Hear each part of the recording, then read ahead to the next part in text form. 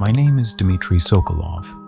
I work for the Federal Archives Service in Moscow, and for the past 18 months, my job has been to digitize records from dissolved Soviet agencies. Most of it is mind-numbing bureaucracy, pension ledgers, correspondence about 5-year plans that failed 40 years ago. The kind of paperwork empires leave behind when they collapse. In December 2023, I was assigned a new batch from the Ministry of General Machine Building. On paper, it handled industrial equipment. In reality, it was a cover agency for the Soviet space program. Most of the files were exactly what you'd expect: fuel manifests, launch schedules, crew rotation logs. Then, I found Dossier 1971V. The folder was bound with string that had rotted to brown threads. The pages inside were brittle, yellowed at the edges, covered in coffee stains and what looked like dried condensation rings. The handwriting belonged to someone named Dr. Alexei Volkov, and it deteriorated visibly over the course of the document. Early entries were neat, methodical, the penmanship of a confident scientist. By the final pages, the letters were cramped and angular, slanting downward as if written by someone who could no longer hold a pen steady. The official classification read, Experimental Food Preservation Study for Long-Duration Spaceflight. Project terminated. Results inconclusive. But inside the folder was a locked metal case, roughly the size of a shoebox, painted military green with rust blooming at the corners. Stenciled across the lid in faded Cyrillic. Medical review only. Do not duplicate. I shouldn't have opened it. Archive protocol required me to catalog sealed containers and forward them to a supervisor. But the lock was old, the hasp loose. It took one twist with a screwdriver. Inside were 6 reel-to-reel tapes, each one labeled with dates spanning 3 years. February 1971 through November 1974. The tape housings were brittle plastic, the magnetic tape itself showing white oxidation spots. Beneath them was a single handwritten note on lined paper, the ink faded to brown. If you are reading this, I am likely dead. These recordings document what we did at Facility 33. I do not ask for forgiveness. I ask for understanding. A. Volkov, 1975. I spent the next week reading Volkov's logs and listening to the tapes. Let me tell you what I learned. In 1971, Soviet cryogenics had hit a wall. Ice crystals destroyed frozen cells from the inside out. But Mars missions would take years. They needed another solution: chemical chronostasis. Not freezing, but synthetic hibernation. The compound they developed, officially designated K9, though Volkov's notes refer to it as the catalyst, was derived from enzymes found in hibernating bears, combined with a powerful dissociative agent similar to ketamine. The goal was to slow the body's metabolism to near-death levels while keeping the brain minimally active, enough to sustain life, but not consciousness.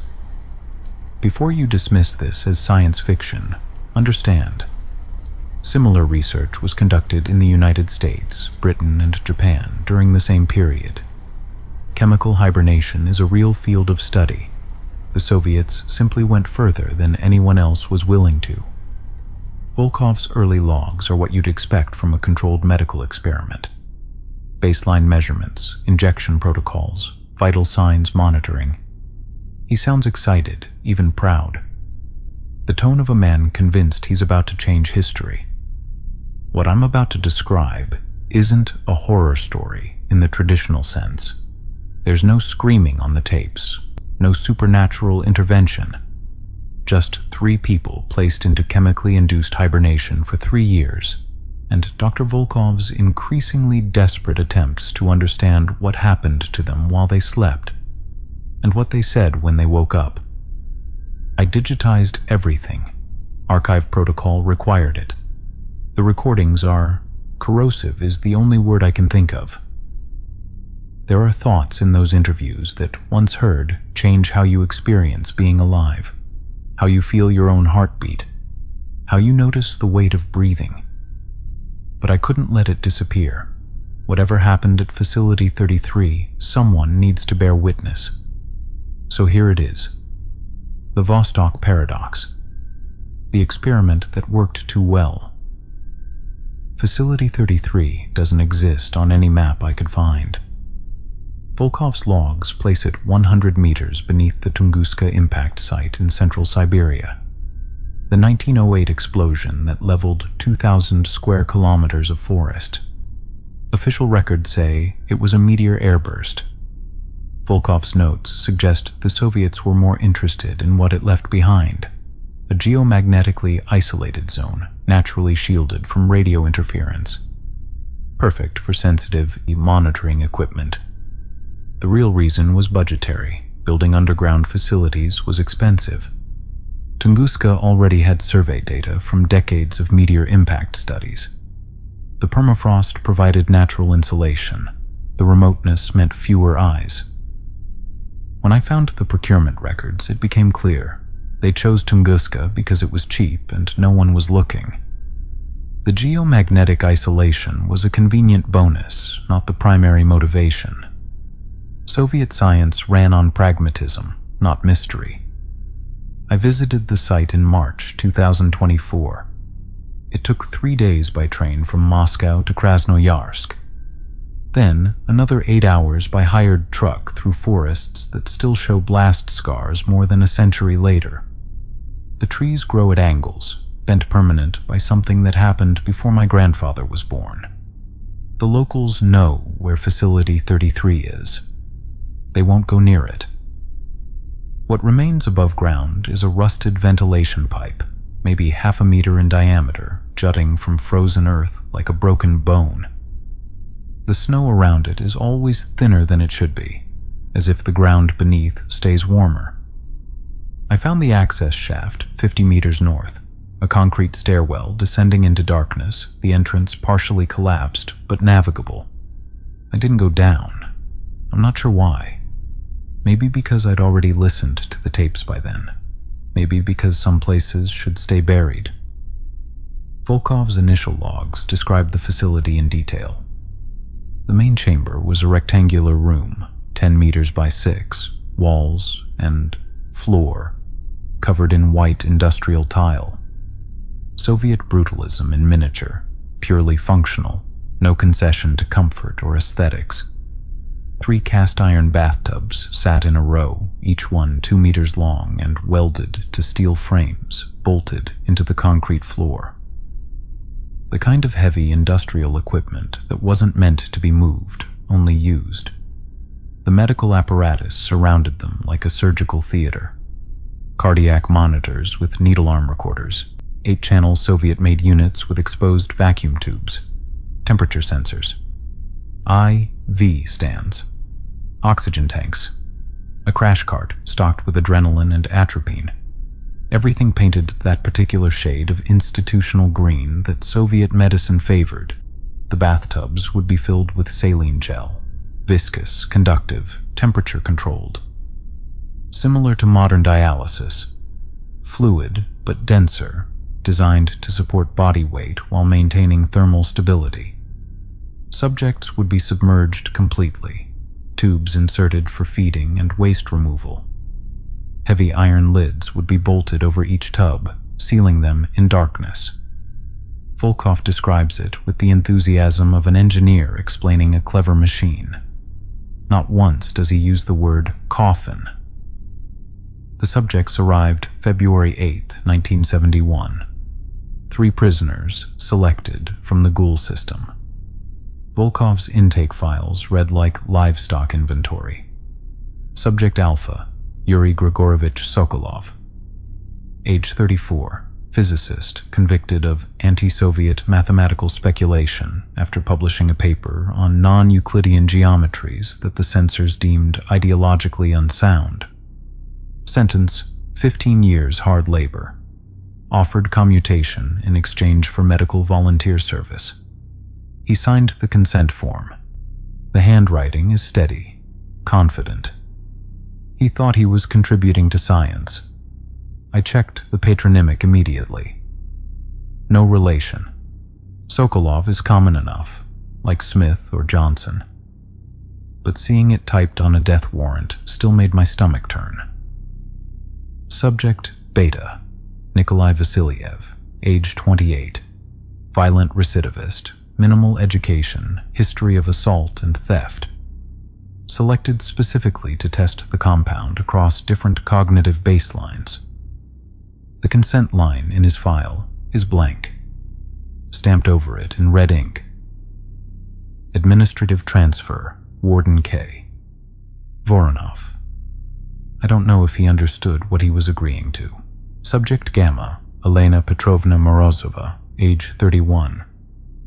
Political prisoner sentenced to 10 years for distribution of anti-Soviet literature. Mother of 2 children, both daughters. They died at Vorkuta labor camp during winter 1968. Pneumonia. She volunteered for the experiment 3 months later. Volkov's notes indicate she specifically requested to be selected. In the margins of her intake form, someone, possibly Volkov, had written, "Subject displays emotional detachment consistent with severe grief disorder. Proceed with standard protocol."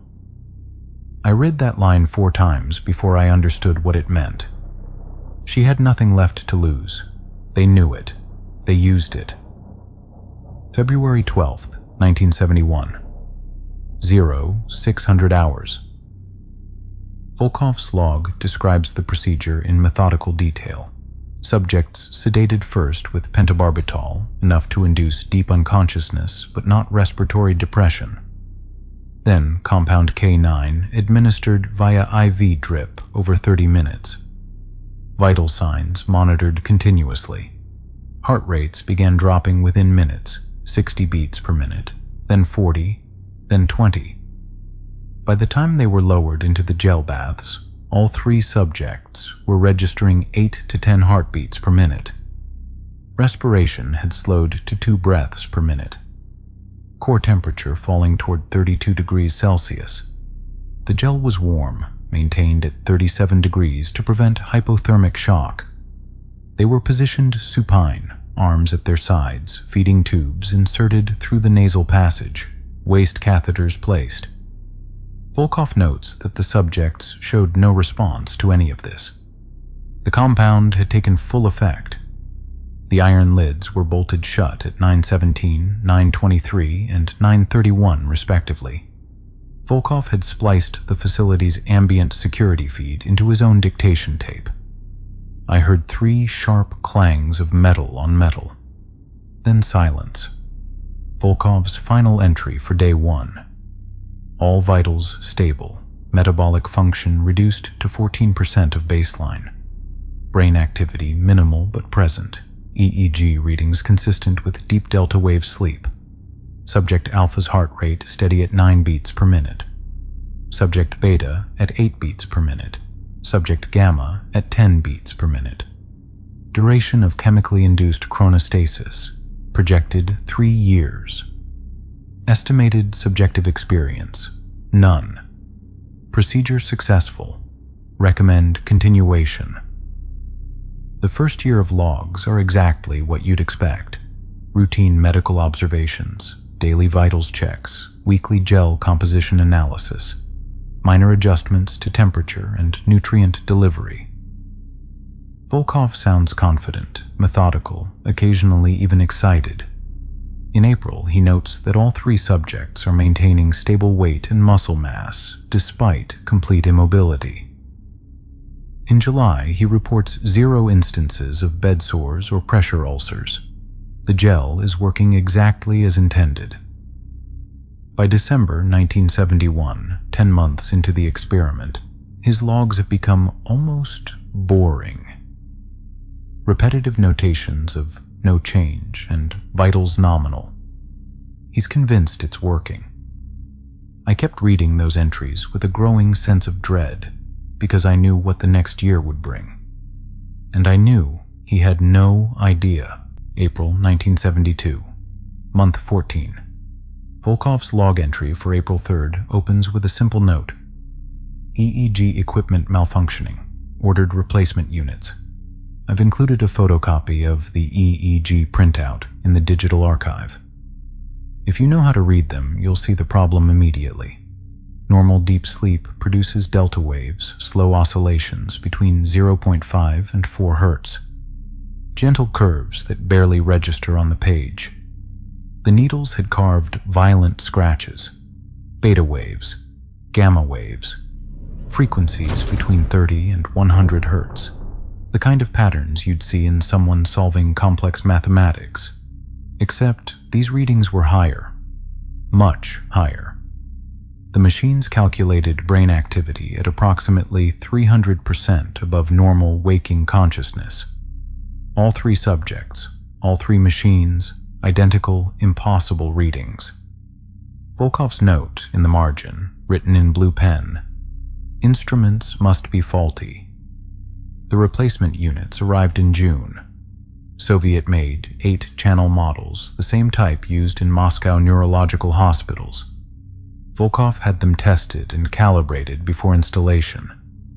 The technician's report is in the file. All equipment functioning within standard parameters. They hooked the new machines up on June 12th. The readings were identical. I found Volkov's analysis notes from that week. He'd written pages of possible explanations, each one crossed out and revised. Equipment grounding issues, radio interference from solar activity, faulty electrodes. But then, on June 18th, a new entry. Tested EEG synchronization. Removed subject beta from gel bath. Vital signs remained stable during brief extraction. Reran EEG while subject suspended in air on medical gurney. Reading remained at anomalous 300% levels for 12 seconds while suspended in mid-air, then slowly decayed to delta baseline over 30-second interval. Returned subject to gel. Anomalous reading resumed within 90 seconds. Beneath this entry, Volkov had underlined the timestamp 3 times. Added in the margin. Source is neurological, not equipment artifact.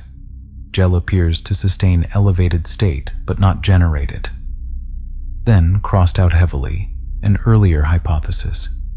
The gel is acting like a shared conductor. The machines are cross-talking through the substrate. And beneath the crossout, in smaller, tighter handwriting, they are doing something in there. The gel is not causing interference. It is enabling something else. This is the moment where Volkov's comfortable explanations failed him. The readings weren't equipment malfunction. They weren't electromagnetic feedback. The subject's brains were genuinely operating at impossible levels of activity while submerged, and the activity persisted briefly even after removal from the medium. Whatever was happening, it was real. August 1972, month 18. The maintenance logs begin noting changes in the gel composition. The saline solution, originally clear with a slight yellowish tint, had darkened, first to gray, then to something approaching black. Chemical analysis showed elevated copper and iron levels far beyond what should have been present. A chemical analyst's note dated August 12th. Copper to iron ratio matches electromagnetic conductor specifications. Origin unknown.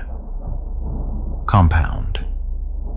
K9 is ketamine derivative with bare enzyme catalysts. Neither contains metallic elements. Subjects appear to be synthesizing these compounds endogenously. Mechanism unclear. Their bodies were changing the gel into something conductive. More concerning, the room temperature was dropping. The facility's heating system was running constantly, thermostats set to 22 degrees Celsius, but the chamber itself was registering 16 degrees, then 14, then 12. A maintenance worker named Gregor Petrov filed a report on August 29th. I have a copy. He describes entering the chamber to replace a faulty temperature sensor and being hit by a smell he compared to ozone and burnt metal, like lightning had struck inside the room. He noted that his breath was visible despite the heating system running at full capacity. His report ends. Request reassignment. Will not enter facility again without protective equipment. The September maintenance logs show a new signature. Petrov never went back. October 1972. Month 20. The audio monitoring system was Volkov's idea, installed to detect respiratory distress. Microphones positioned near each tub, recording to reel tape on a continuous loop, reviewed weekly. On October 8th, the system picked up sound from Subject Alpha's tank. Volkov describes it as rapid, high-frequency clicking, approximately 12 to 15 clicks per second, duration 47 seconds. Not snoring, not the ambient sounds of the facility's ventilation, something deliberate. This is the tape I listened to most carefully. I must have played it 40 times. At normal speed, it sounds like static. I slowed it down, 200%, then 400%. At 400% playback speed, it resolves into speech. One word, repeated, compressed, as if someone was speaking at impossible speed and the recording was capturing only fragments. More, more, more, more, more. Volkov's note in the log. Probable equipment malfunction, scheduled maintenance for audio system. But he kept the tape. He labeled it. He put it in the locked case with everything else. November 1972, month 21. By this point, word had spread within the ministry. The Oversight Committee convened to review the data and determine whether to terminate the experiment early. I found the meeting minutes. The discussion was brief. Volkov argued for continuation, citing unprecedented neurological data. One committee member raised concerns about the subject's welfare. General Kozlov's response, recorded verbatim, "A biological computer running at 300% cognitive efficiency could break any Western cipher in hours. Early termination would compromise the neural adaptation process. We proceed with full duration."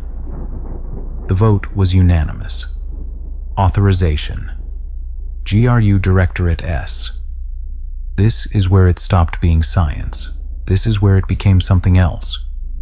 1973, year 3. The logs from this period are different, shorter, more clinical. Volkov stops writing interpretations, stops proposing theories. Just data. Timestamps. Vital signs. EEG readings. Gel temperature. Room temperature. January 15th, 1973. Subject Alpha, HR 9 BPM. EEG gamma predominant. Gel temp, 36.8 degrees Celsius. Room temp, 11 degrees Celsius. March 22nd, 1973. Subject Beta, HR 8 BPM. EEG synchronized with alpha and gamma. Gel temp, 36.5 degrees Celsius. Room temp, 9 degrees Celsius. July 9th, 1973. All subject stable, no change. October 30th, 1973. No change. By 1974, some entries are a single line, just a date and vitals nominal. I kept reading those logs, looking for some indication of what Volkov was thinking. Some fragment of the confident scientist from the early entries. But that person was gone. All that remained was procedure, observation, the mechanical recording of data that defied explanation. And in 3 months, he would have to open the tanks. November 1st, 1974. Volkov's pre-termination log reads like a standard medical procedure. Gradual adrenaline administration over 48 hours to restart normal metabolic function. Gel drainage, tube removal, slow rewarming. He'd assembled 8 staff members, 2 armed guards, and a medical crash cart. His note: standard revival protocol. Anticipate confusion, possible aspiration pneumonia, muscular weakness. Subjects may require immediate intubation. What actually happened is documented in witness statements filed within 6 hours of the event. The gel drained starting at 6 a.m. It took 40 minutes for the tanks to empty completely, the black, viscous fluid pumping through medical-grade tubing into containment drums. By 6:43, the iron lids were unbolted and lifted. 3 skeletal figures sat up. Instantly. All 3 at once. Perfect synchronization. No coughing, no gasping, no shivering, no confusion. They simply opened their eyes and sat upright, gel sliding off their bodies. A guard named Dimitri gave a statement that afternoon. His handwriting shakes visibly by the second page. It was like they'd been awake the whole time, just waiting for us to open the lids. They didn't wake up. They just stopped pretending to sleep. The subjects sat motionless on the edges of their respective tanks, naked, skeletal, dripping black gel. Volkov attempted standard post-revival assessment, asked them to identify themselves, requested they follow simple commands, shine a light in their eyes to check pupil response. They didn't look at him. They stared past the staff, through them. Their eyes tracked the flicker of fluorescent lights with perfect precision, following currents of air only they could see. Volkov asked Subject Alpha, Yuri, to state his name. 30 seconds of silence. Then, we were unbounded, non-local. His voice was wrong, too measured, each word separated by exact intervals as if he was translating from a language that had no words. Why did you put us back in the meat?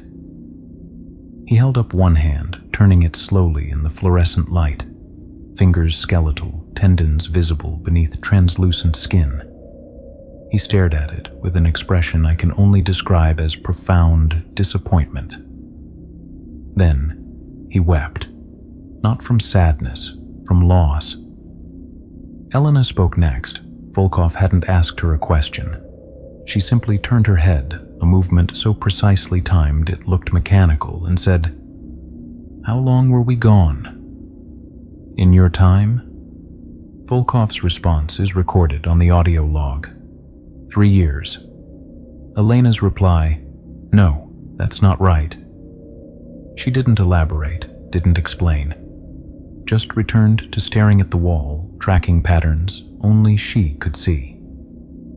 Nikolai, Subject Beta, the criminal with minimal education, lay back in his tank and made a sound. Ha ha ha. Regular intervals, precise duration, not laughter, a rhythmic expulsion of air, testing the diaphragm, calibrating the vocal cords. He stared at the ceiling and repeated the sound for 6 minutes straight before stopping mid-breath as if someone had pressed pause. Volkov's note in the margin. Subject Beta exhibiting involuntary vocalization, possibly neurological damage. He was still trying to fit it into categories he understood. The medical examination took 3 hours.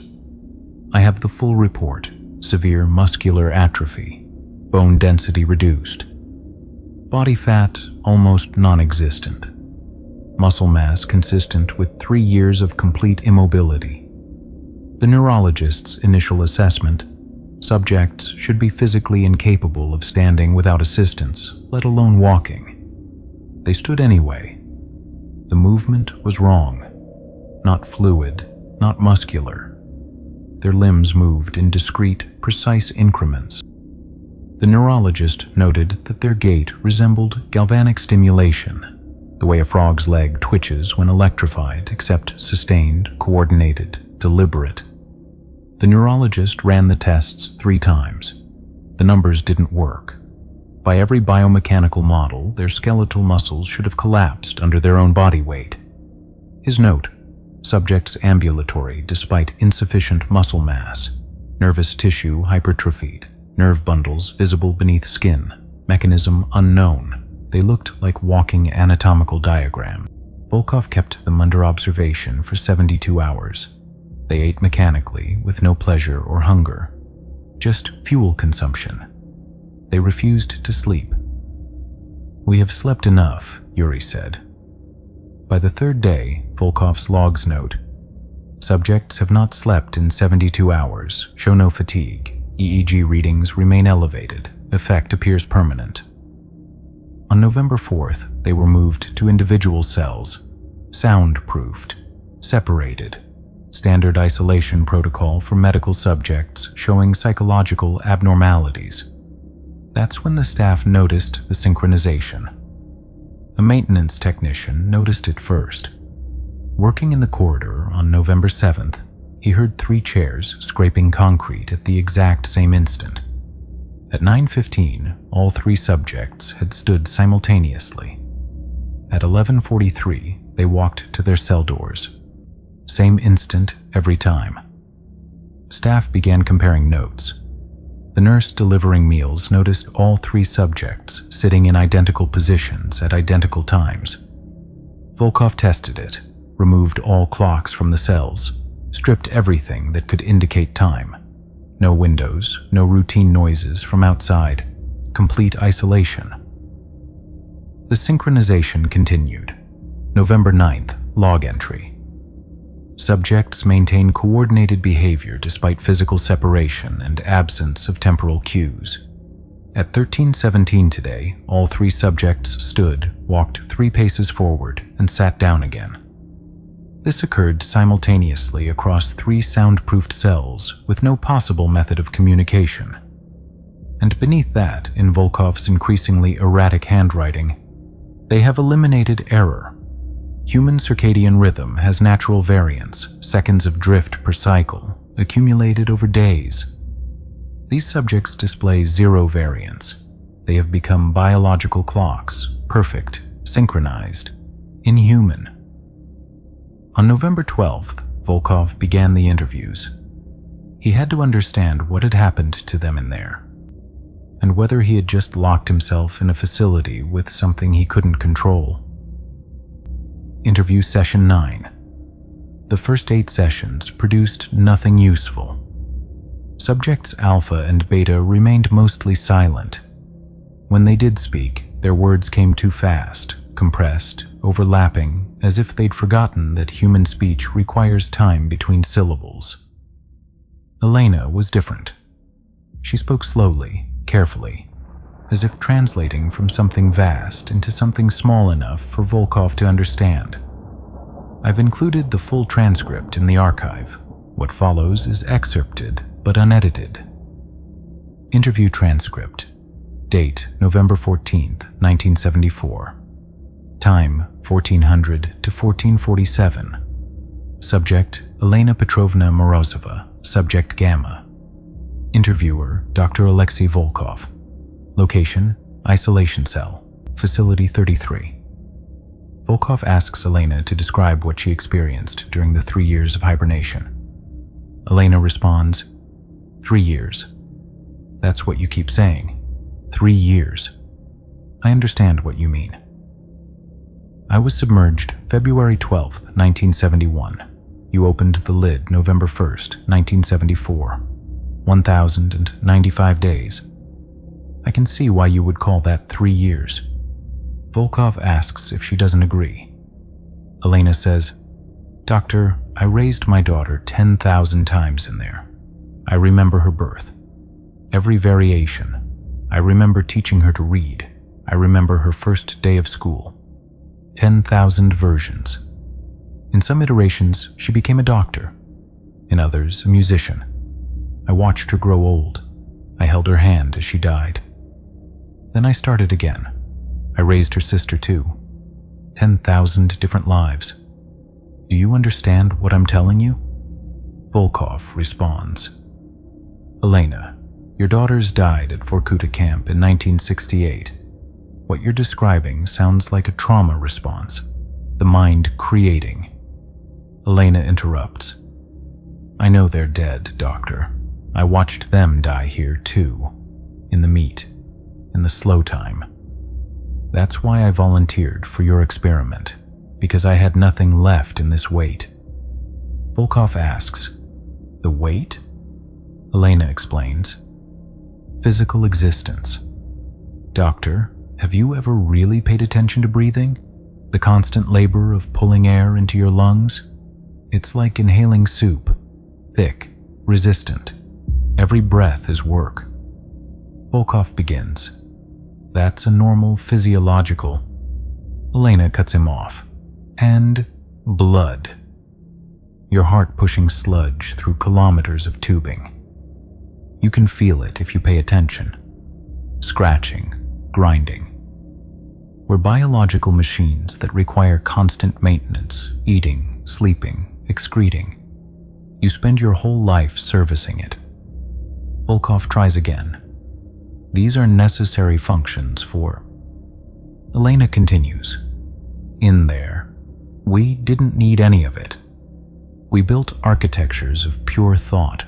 We explored mathematics that don't require physical representation. We experienced 10,000 years of thought, of connection, of love in what you call 3 years.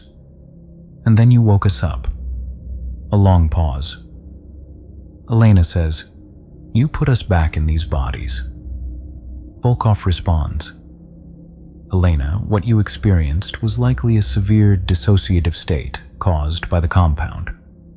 The brain under extreme stress can create elaborate... Elena interrupts. Doctor, do you know what time it is right now? Volkov checks his watch and says, 14:32. Elena corrects him. 14 hours, 32 minutes, 11 seconds. Your watch is 4 seconds slow. The facility's main clock in the corridor is 18 seconds fast. You've glanced at your watch 9 times during this conversation. You're obsessed with time. You're small biological machines obsessed with your little clocks, counting down the seconds until you fail. We don't count anymore. We just know. Volkov mentions the synchronization between you and the other subjects. Elena responds, we found the mathematics of consciousness, Doctor. We know how to turn it off, permanently, peacefully. Volkov says, you're talking about suicide. Elena replies, no, suicide is violent, desperate. What we discovered is elegant, voluntary cessation. The compound showed us the pathway, how to stop the biological functions without trauma, how to return to the unbounded state. Volkov begins, Elena, I can't allow. Elena interrupts. You can't stop us. We're already gone, Doctor. These bodies are just echoes, residue. We're going to sleep again. Properly this time. And we're not coming back. You're going to stay here, in the soup, breathing your heavy air, feeling your blood scratch your veins, counting your seconds. I'm sorry for you. I really am. Volkov calls her name, Elena. Elena responds, we're finished now. Thank you for listening. The subject closed her eyes and remained motionless for the duration of the recording. Interview terminated at 14:47. Post-interview observation notes. Video surveillance shows subject Gamma remained in seated position for 6 hours following interview termination. No movement. Eyes closed. Vital signs normal. At 20:51, subject opened eyes, stood, and requested evening meal. Exhibited serene affect, described by attending nurse as smiling faintly, like someone who just woke from a pleasant dream. I've listened to that audio more than 30 times. There's something in Elena's voice, not madness, not delusion, certainty. The kind of calm you hear from someone who's solved a problem that's been bothering them for years. Volkov's personal log from that night is 3 pages of increasingly erratic handwriting. I've excerpted the relevant sections. Personal log, November 14th, 1974, 23:17. She spoke for 40 minutes. I feel like I listened for days. I keep thinking about what she said, about the weight. I've started noticing my own breathing. It does feel heavy. I never paid attention before. Now, I can't stop noticing. The constant labor of pulling air in, pushing it out, the wet sound of it, the resistance, my heart, I can feel it. Thump, thump, thump, never stopping. 70 beats per minute. 4,200 beats per hour. 100,000 beats per day. Pushing 5 liters of blood through 96,000 kilometers of vessels. It's exhausting just thinking about it. What if the experiment didn't fail? What if it succeeded? What if we gave them something better than this? This weight, this meat, this constant biological noise, and then took it away. The log continues for 2 more pages, but the handwriting becomes increasingly difficult to read. The final entry, written in the margin and circled 3 times. They're not trying to die. They're trying to go home. Not a place, a state. The unbounded silence they found in the jail. The place where thought moves faster than biology allows, where consciousness exists without the weight. Home is where they were for 3 years, and we dragged them back. November 18th, 1974. The subjects made a request. They wanted to be moved to the same room, all 3 together. Volkov refused. Security protocol required continued isolation. He didn't understand they didn't need to be in the same room. They just needed a clock. You can feel it if you pay attention. Scratching, grinding. We're biological machines that require constant maintenance, eating, sleeping, excreting. You spend your whole life servicing it. Volkov tries again. These are necessary functions for... Elena continues. In there, we didn't need any of it. We built architectures of pure thought. Volkov mentions the synchronization between you and the other subjects. Elena responds, we found the mathematics of consciousness, Doctor. We know how to turn it off, permanently. Volkov says, you're talking about suicide. Elena replies, no, suicide is violent, desperate. What we discovered is elegant. Voluntary cessation. The compound showed us the pathway, how to stop the biological functions without trauma, how to return to the unbounded state. The final entry, written in the margin and circled 3 times. They're not trying to die. They're trying to go home. Not a place, a state. The unbounded silence they found in the jail. The place where thought moves faster than biology allows, where consciousness exists without the weight. Home is where they were for 3 years, and we dragged them back. November 18th, 1974. The subjects made a request. They wanted to be moved to the same room, all 3 together. Volkov refused. Security protocol required continued isolation. He didn't understand they didn't need to be in the same room. They just needed a clock. At precisely 1400 hours, all 3 subjects sat down in their separate cells. The exact same instant. Not within seconds, not approximately. The exact same instant. The guards watched on the monitors. Routine by this point. The subjects sat motionless for hours every day. Meditating, the guards assumed. Resting. At 14:01, the subjects' postures changed.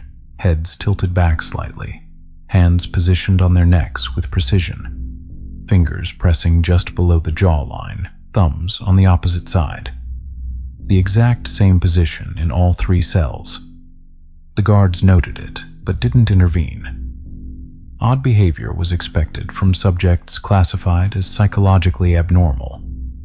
At 14:02, their breathing patterns synchronized and slowed, visible through the shallow rise and fall of their chests.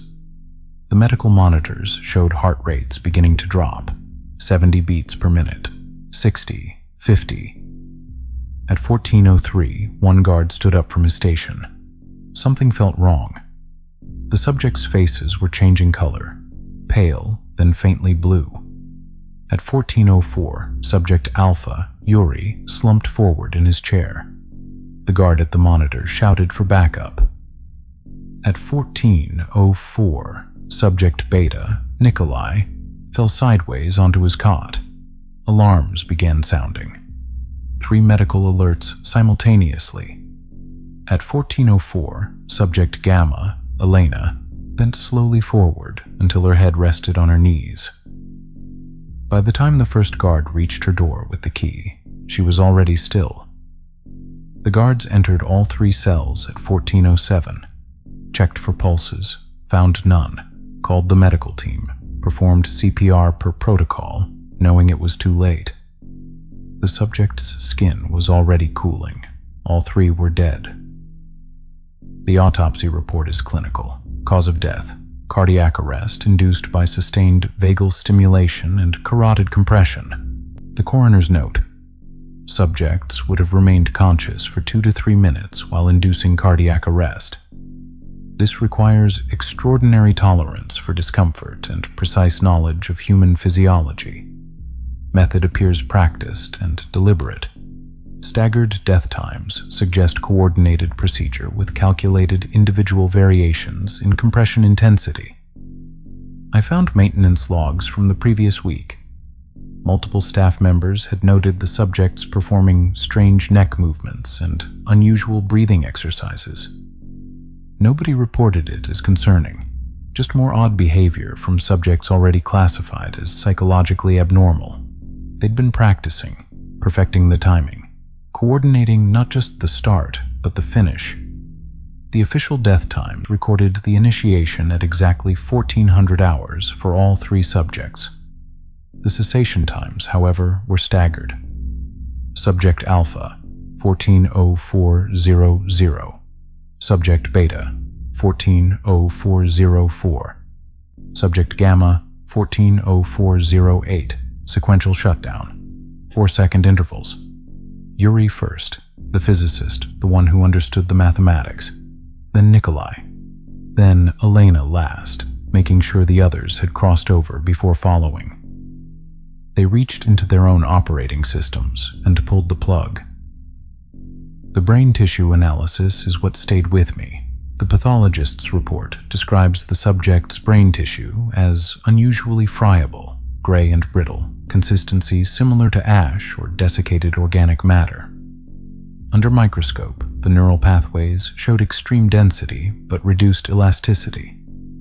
The tissue had been changed at a fundamental level, hypertrophied but also crystallized, as if the neurons had been running so hot for so long they'd begun to vitrify.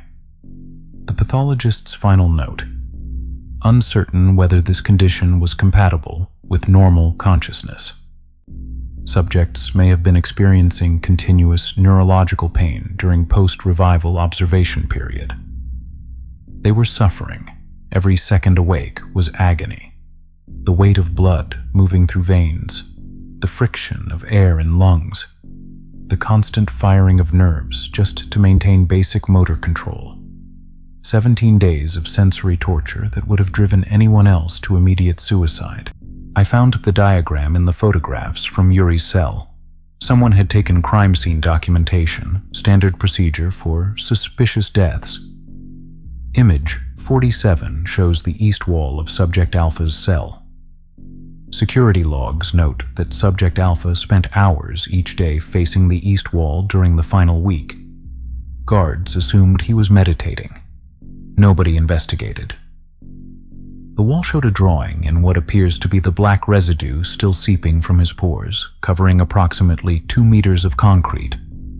A circuit diagram. Precise, technical. Labels in Cyrillic identifying chemical compounds, electrical frequencies, temperature ranges, duration protocols. The substance used to draw it, analyzed by the forensics team, matched the chemical composition of the gel that had turned black during the hibernation period. Copper and iron compounds in the exact ratios found in electromagnetic conductors. He'd been sweating it out since revival and using it as ink. It was the formula for replicating chronostasis. Everything needed to recreate what had been done to them. Complete instructions for anyone who wanted to follow. At the bottom, in smaller letters, the door was always unlocked. We just had to find it. Volkov's final logs are dated December 3rd, 1974. Personal log. I had the diagram analyzed by our chemistry department. Sent it without context, just asked if the protocol was theoretically viable. The response came back today. Viable with modification. Recommend testing on animal subjects first. What is the application? I didn't reply. I've been thinking about Elena's daughter, about the 10,000 years she experienced, about Yuri's non-local consciousness, about Nikolai laughing, testing his vocal cords, calibrating.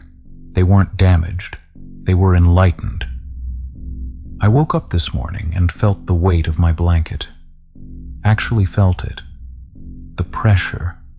The mass pressing down on my chest. I've slept under blankets my entire life and never noticed the weight. Now I can't stop noticing. Elena was right. I've requisitioned the remaining compound K9 from storage. Approximately 400 milliliters remain. Sufficient for one subject. Sufficient for... The log ends there, mid-sentence. Ink trailing off the page. Volkov was declared missing on December 15th, 1974. Security records show him entering Facility 33 at 0300 hours on December 14th. Access badge logged. He descended the stairs into the underground complex. He was never logged leaving.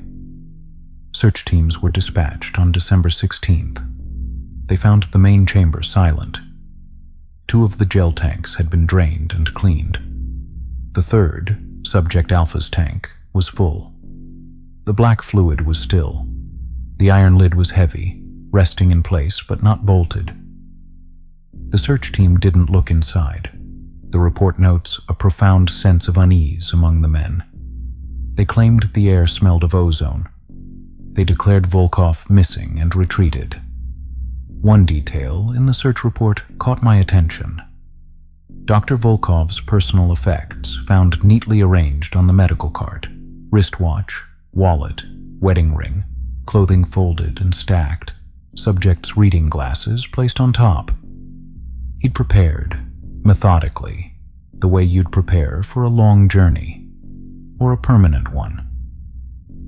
The facility was sealed with concrete 3 months later. Official reason: structural instability and contamination risk. The site was marked as restricted military territory, no excavation permitted. But I think they were afraid. Afraid of what Volkov had done, afraid others might follow. I visited in March 2024, 50 years later. Standard archive protocol for restricted sites. Document coordinates, assess structural integrity, record ambient conditions.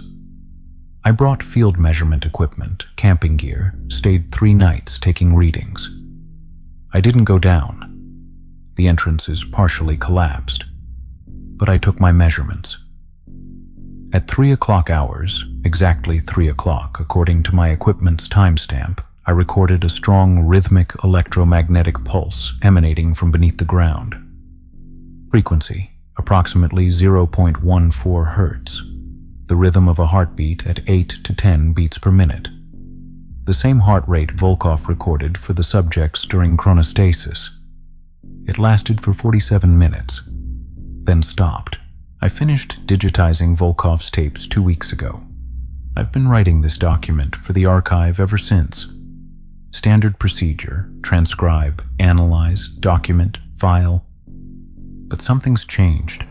I've started noticing it. The weight of my clothes, the fabric pressing against my skin, the collar of my shirt against my neck, my belt, my watch. I never paid attention before. Now I can't stop noticing. When I breathe, I feel the resistance. The air is thick. Elena was right. It is like soup. My heart. I can feel it, constantly working. Thump, thump, thump, never resting. 73 beats per minute. That's 105,000 beats per day, every day, for my entire life, until it stops. I think about Elena's smile in that final surveillance footage. Not the smile of a madwoman, the smile of someone finishing a long shift, someone finally getting to go home. The diagram is still in the archive. I have Yuri's chemical formula. I know where Facility 33 is. I know the diagram is probably still on that wall 100 meters underground in the dark. I don't know if I'm writing this as a warning, or if I'm already too late. Archival note. Dimitri Sokolov, Federal Archive Service, submitted this document for review on April 3, 2024. He was scheduled for a follow-up meeting with his supervisor on April 8th to discuss classification recommendations. He did not attend the meeting. His apartment was found empty, no signs of struggle. His personal vehicle was discovered parked 200 meters from the sealed entrance to Facility 33 on April 12th. Vehicle unlocked, keys in ignition, camping equipment neatly stowed. Sokolov's last known location, Facility 33 access point.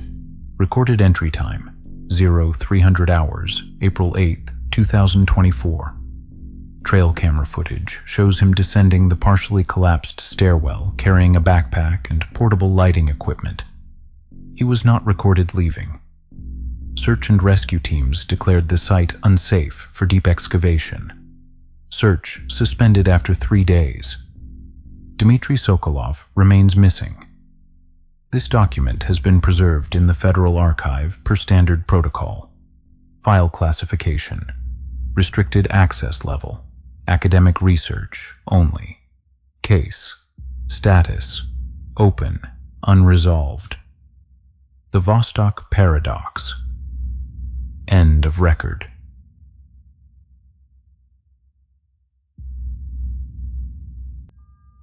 Appreciate you tuning in for the chills. Hope this helped you unwind. Share your story ideas in the comments and subscribe to become part of our nocturnal crew. Until next time, take care.